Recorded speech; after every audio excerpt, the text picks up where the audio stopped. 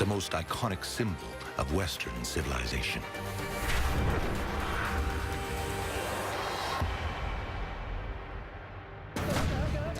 June 1967. Jerusalem is a battleground for Israeli and Jordanian forces. After 6 days of intense fighting, Israel takes East Jerusalem. For the first time in 2,000 years, the city is again under Jewish sovereignty. Soon, construction begins on land captured in the fighting. In the yard of a house in the neighborhood of Givat HaMivtar, a construction team reveals an ancient cave. When archaeologists enter, they discover a spectacular ossuary, or bone box, made not of Jerusalem chalk, as is usually the case, but of more expensive stone. Above it, they find an inscription indicating that this may be the burial place of none other than Antigonus, the last king of ancient Israel. Antigonus looms large in Jewish history. He's famous for bravely fighting the Roman invaders of ancient Judea before being defeated and captured. Approximately 33 years before Jesus' birth, Antigonus was tortured, crucified, and then finally beheaded by the famous Roman general, Mark Antony.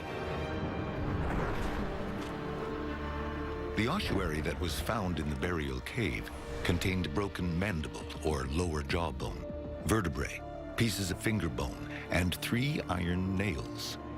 If these are truly the remains of Antigonus, not only have investigators identified the last legitimate king of Israel, but they now have a unique opportunity to examine the bones of a crucified man. This may answer one of the greatest mysteries in Christianity. How exactly was Jesus crucified?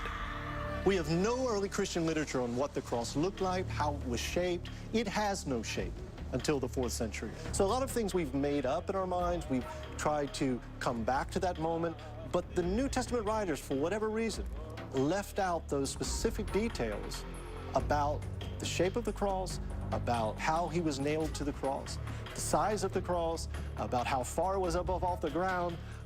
We just simply don't know.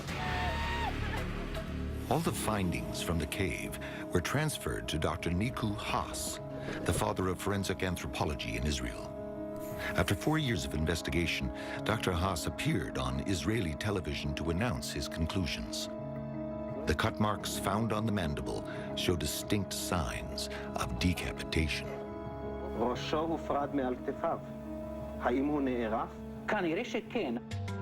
The beheading fits the story of Antigonus. But before Haas can officially publish his findings, he has a tragic fall.